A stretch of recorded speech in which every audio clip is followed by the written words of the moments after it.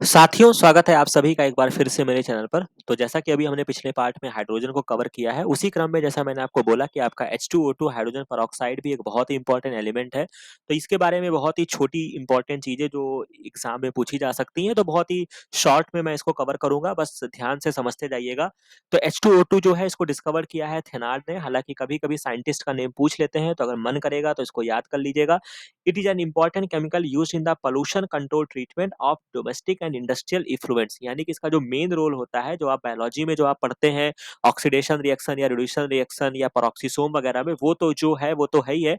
बस अगर मैं केमिस्ट्री के रिगार्डिंग मैं बात करता हूँ, तो ये आपका यूज किया जाता है pollution control treatment of the domestic and industrial effluents. यानी कि जो आपके इफ्लुएंट्स जो इंडस्ट्रियल कोई भी आपके जो कंपनियाँ होते हैं, उनके जो इफ्लुएंस होते हैं, मतलब जो बाहर निकल रहे होते हैं, उनके जो अपशिष्ट पदार्थ होते हैं, उनको ठीक करने के लिए या उनको नष्ट करने के लिए या उनको पॉल्यूशन को कम करने के लिए हम किसका यूज़ करेंगे?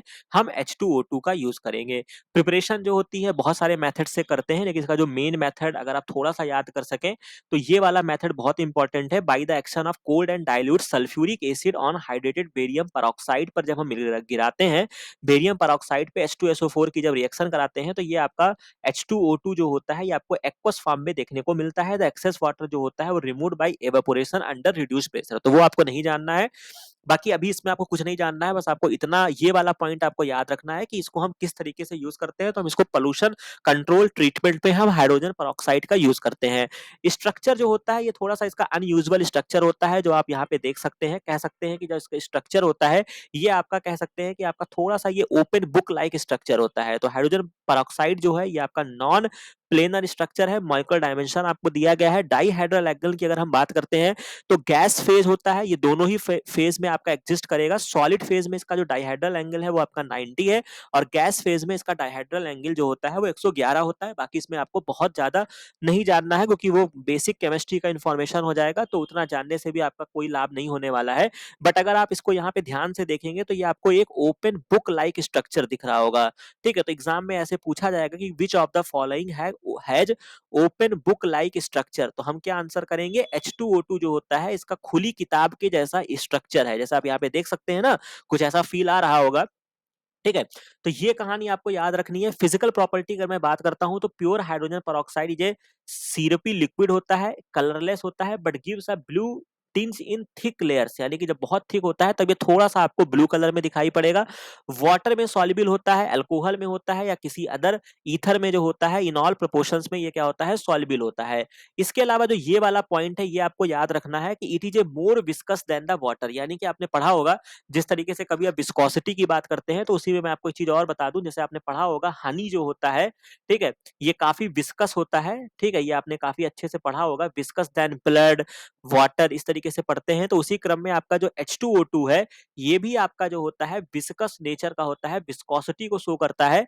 This is due to the fact that molecule of H2O2 are more associated through hydrogen bonding, यहाँ पे आपको देखने को मिलती है। तो मैंने आपको उस दिन क्या बताया था? मैंने जब आपको पहला लेक्चर जो मैंने अगर आपको पढ़ाया था, जब हम बात कर रहे थे हाइड्रोजन की बेसिक इन्फॉर्मेशन, मैंने आपको बोला था कि आपको कहीं पर भी कोई भी अनयूजुअल प्रॉपर्टी देखने को मिलेगी, उसमें 95% केसेस में किसका योगदान होगा?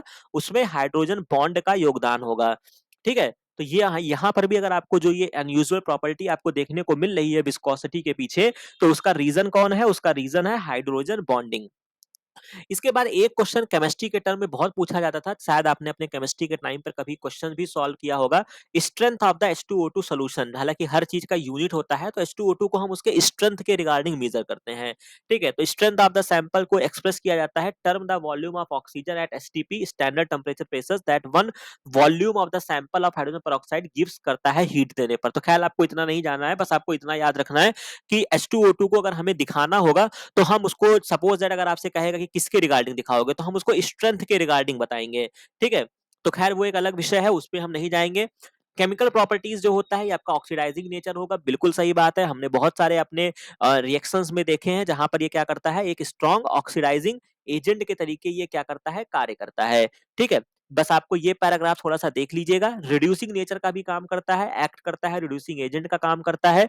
ब्लीचिंग एजेंट ये इसका बहुत ही इंपॉर्टेंट है। H2O2 जो होता है वो act a very good bleaching agent for delicate material like ivory, silk, wool, feather.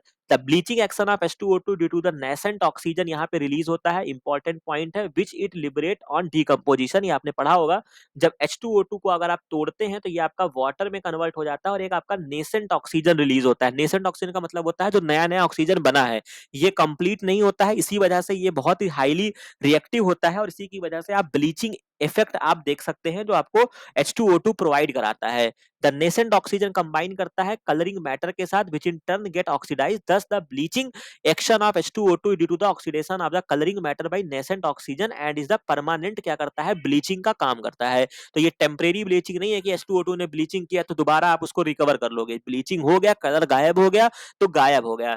ठीक है, तो कुल मिला के आपको बस इतना याद रखना है, ऑक्सीडाइजिंग और रिड्यूसिंग नेचर तो हमको पता ही था क्योंकि हमने पेरोक्सीसोम में बहुत सारे रिएक्शंस हमने समझे हैं। ठीक है, जहां पे हमको समझ में आता है कि H2O2 जो है उस तरीके का वहां पे प्रोड्यूस होता है या जो भी अपना कार्य करता है। ब्लीचिंग एजेंट हमको याद रखना है कि ये अपना ब्लीचिंग एजेंट का काम करेगा और इसके जो ब्लीचिंग एजेंट के लिए जो रिस्पॉन्सिबल है वो कौन है, वो मेरा क्या है, नेसेंट ऑक्सीजन जो है वो रिस्पॉन्सिबल है। ये कहानी हो गई। स्टोरेज क्या होता है, as the decomposition of H2O2 catalyse by the presence of sunlight की प्रेजेंस में डिकम्पोज हो जाता है, या मेटल सरफेस ग्लास एल्कली, इसीलिए हम इसको क्या करते हैं, कंटेनर में यूज करते हैं जो कि सनलाइट से दूर रखते हैं। H2O2 slowly decomposes on exposure to light in the following way, इस तरीके से ये क्या करता है, डिकम्पोज हो जाता है। इसीलिए हम instead of being stored in the glass bottle which में contain alkali metal, metal oxidize कर देगा। इसको हम स्टोर किस में करते हैं, H2O2 is stored in the wax lined glass या plastic vessels in the dark में हम हमेशा स्टोर करेंगे। तो अगर आपसे पूछेगा कि हम H2O2 को डार्क में क्यों स्टोर करते हैं, तो हम क्या आंसर करेंगे, हम ये आंसर करेंगे कि ये क्या हो जाता है, ये आपका डिग्रेड हो जाता है, इसी वजह से हम इसको डार्क में स्टोर करते हैं। यूरिया को भी हम यूज करते हैं इसमें, मतलब ऐड कर देते हैं, जो कि इसके स्टेबलाइजर का काम करता है। Precautions are taken to keep away the dust since dust increases explosive decomposition of the compound.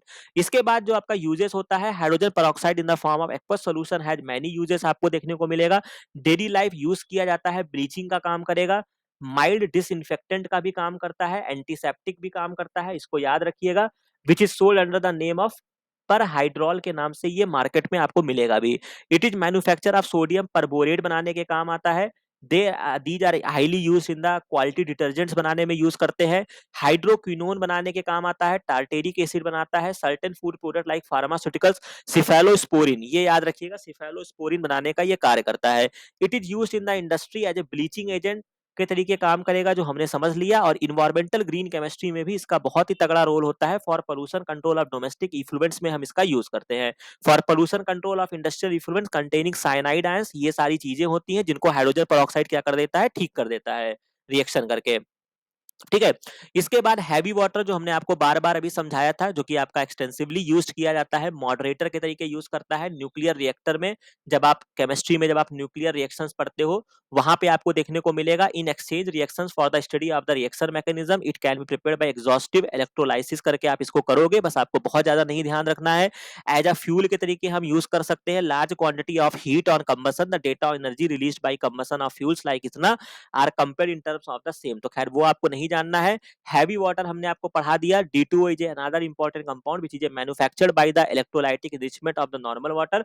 क्या काम करेगा, ये मॉडरेटर का काम करेगा, बस इतना याद रखना है। हाइड्रोजन पेरोक्साइड जो होता है ये आपका नॉन पोलर स्ट्रक्चर होता है, वाइडली यूज किया जाता है इंडस्ट्रियल में ब्लीच करने में, पोल्यूशन को कंट्रोल करने में हम यूज करेंगे।